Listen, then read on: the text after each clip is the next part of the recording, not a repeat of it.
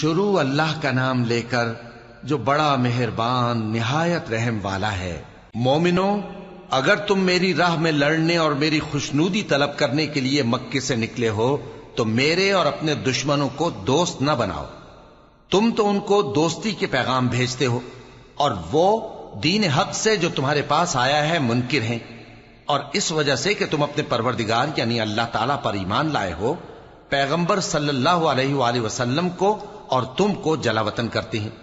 تم ان کی طرف پوشیدہ پوشیدہ دوستی کے پیغام بھیجتے ہو،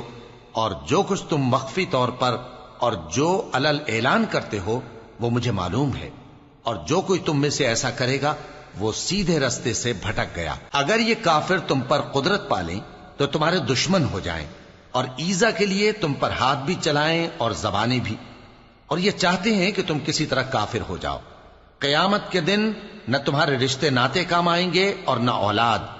اس روز وہی تم میں فیصلہ کرے گا، اور جو کچھ تم کرتے ہو اللہ اس کو دیکھتا ہے۔ مسلمانوں، تمہیں ابراہیم اور ان کے رفقا کی نیک سیرت کو اپنانا ضروری ہے۔ جب انہوں نے اپنی قوم کے لوگوں سے کہا کہ ہم تم سے اور ان بتوں سے جن کو تم اللہ کے سوا پوجتے ہو بے تعلق ہیں، ہم تمہارے معبودوں کے کبھی قائل نہیں ہو سکتے،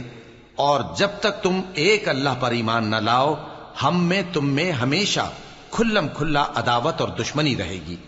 ہاں، ابراہیم نے اپنے باپ سے یہ ضرور کہا تھا کہ میں آپ کے لیے مغفرت مانگوں گا، اور میں اللہ کے سامنے آپ کے بارے میں کسی چیز کا کچھ اختیار نہیں رکھتا۔ اے ہمارے پروردگار، تجھی پر ہمارا بھروسہ ہے اور تیری ہی طرف ہم رجوع کرتے ہیں، اور تیرے ہی حضور میں ہمیں لوٹ کر آنا ہے۔ اے ہمارے پروردگار، ہم کو کافروں کے ذریعے فتنے میں نہ ڈالنا، اور اے ہمارے پروردگار ہمیں معاف فرما،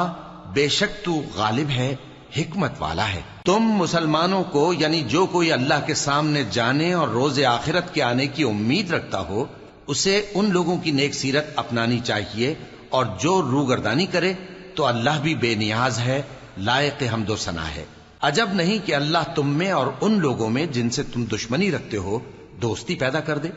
اور اللہ قادر ہے اور اللہ بخشنے والا ہے، مہربان ہے۔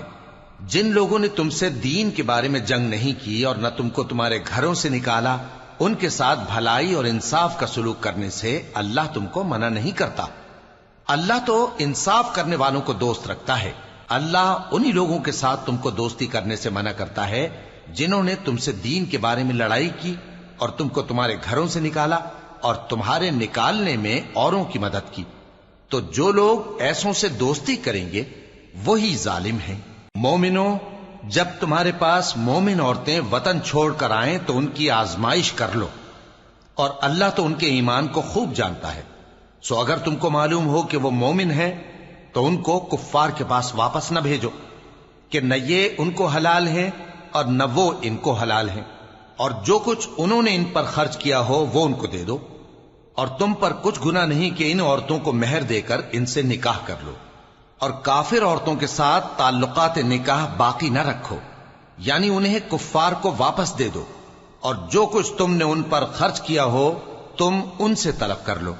اور جو کچھ انہوں نے اپنی عورتوں پر خرچ کیا ہو وہ تم سے طلب کر لیں۔ یہ اللہ کا حکم ہے جو تم میں فیصلہ کیے دیتا ہے، اور اللہ جاننے والا ہے، حکمت والا ہے۔ اور اگر تمہاری بیویوں میں سے کوئی تمہارے ہاتھ سے نکل کر کافروں کے پاس چلی جائے اور اس کا مہر وصول نہ ہوا ہو، پھر تم ان سے جنگ کرو اور ان سے تم کو غنیمت ہاتھ لگے، تو جن کی بیویاں چلی گئی ہیں ان کو اس مال میں سے اتنا دے دو جتنا انہوں نے خرچ کیا تھا، اور اللہ سے جس پر تم ایمان لائے ہو ڈرتے رہو۔ اے پیغمبر صلی اللہ علیہ وآلہ وسلم،